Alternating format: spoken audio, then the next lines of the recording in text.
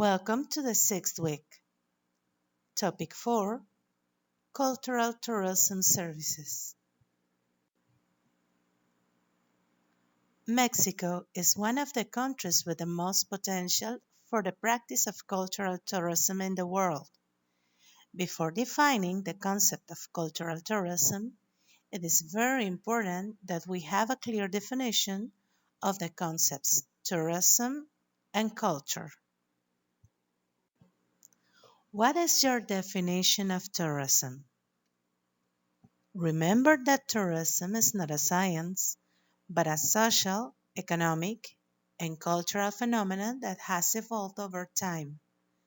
The World Tourism Organization defines it as the trips and stays that people make voluntarily in places other than their usual place of residence, at least for one night and a maximum of 365 days for leisure, business, or any other reason.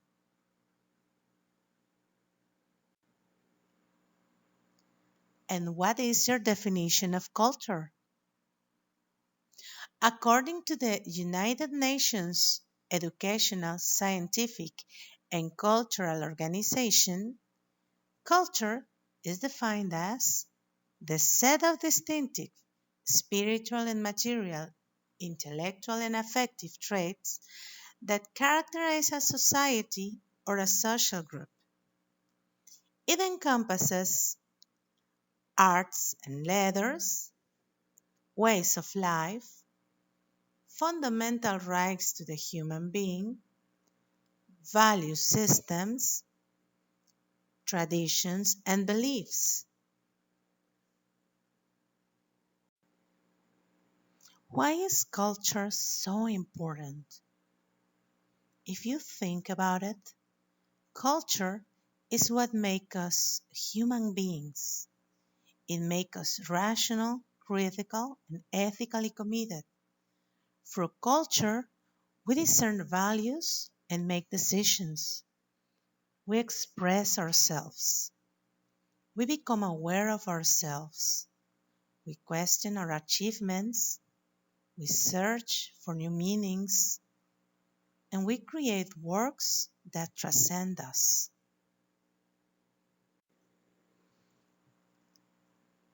Therefore, it would be correct to affirm that all the travels have cultural implications, don't you think? It is impossible to make a trip without having some cultural exchange. Without culture, tourism could not be conceived. Thus, tourism, in addition to being an economic and social phenomenon, is also a cultural phenomenon.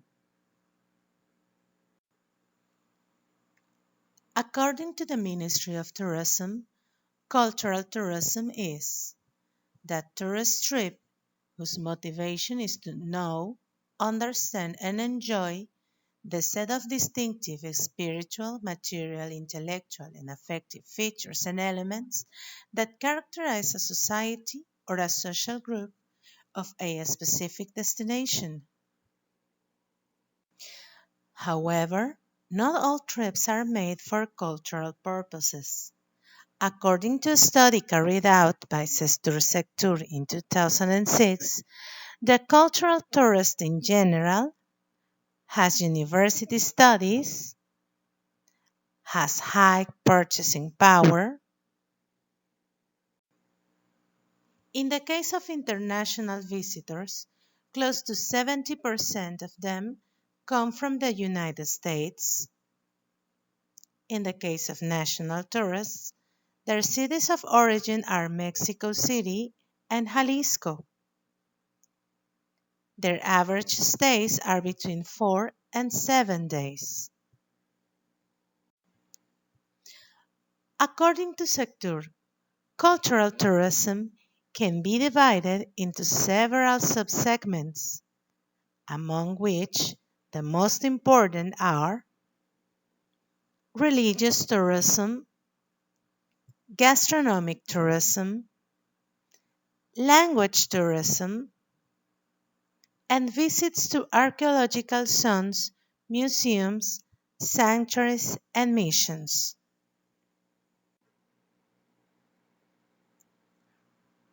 Religious tourism can be defined as the trips whose main motivation to travel is faith. Since ancient times, trips due to fervor and religious devotion have been present in humanity. Currently, religious tourism represents an opportunity for the development of tourist activities, since, unlike traditional tourism, the religious tourist makes repeated trips to the same destination in a shorter period.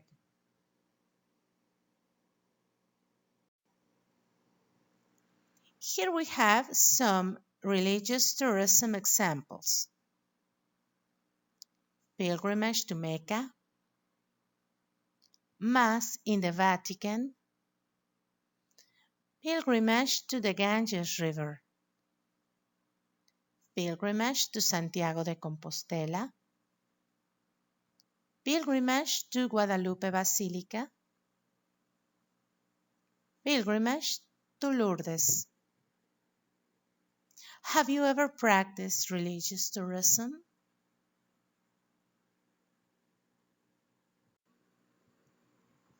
On second place, we have gastronomic tourism. When choosing a tourist destination, gastronomy can become an important factor. Without its gastronomy, the destination remains incomplete as a tourist product. In addition, current tourism trends seek to have a more direct relationship with the communities that are visited and to live their customs. Therefore, gastronomy is a determining factor.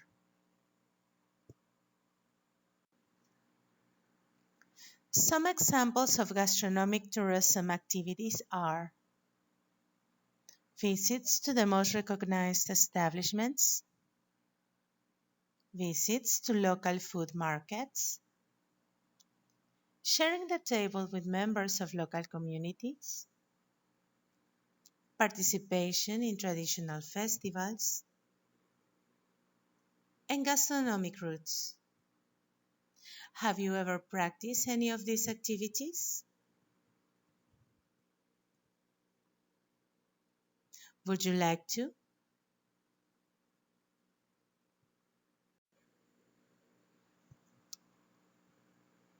On third place, we have language tourism. It can be defined as the trips whose main motivation is to learn a language. In the case of Mexico, the language is a resource with great potential since it is becoming increasingly socioeconomically relevant as Spanish is the third most spoken language in the world. Would you like to travel to another country to learn a language? Which language would you like to learn?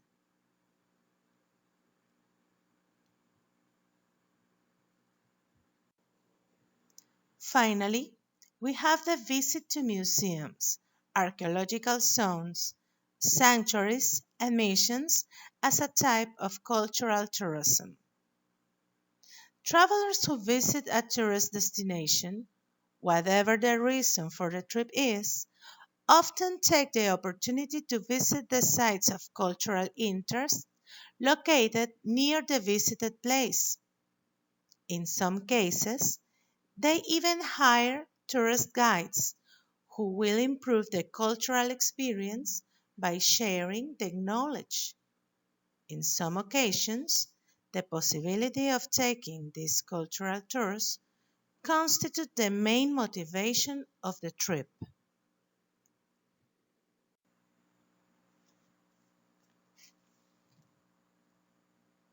Have you ever been to any museums? What archaeological zones have you been to? What sanctuaries or missions have you ever visited? Remember that visiting sanctuaries and missions for cultural purposes is different than to visit them for devotional purposes. When the trip is motivated by faith, then it can be called religious tourism. But if the trip's motivation is to know or to enjoy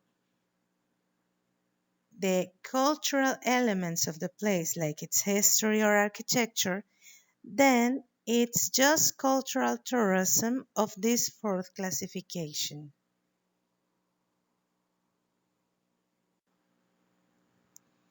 Now you're ready to do the exercise of the week. It is already published in our Google Classroom. In this exercise, you will have to provide an example in Mexico of each of the four different types of cultural tourism that we saw in this class. One example of religious tourism, one example of gastronomic tourism, one example of language tourism, and one example of visit to museums, archaeological zones, sanctuaries, and missions. Thank you for your attention. If you have any doubt, remember that you can ask me using our Google Classroom. Have a nice day.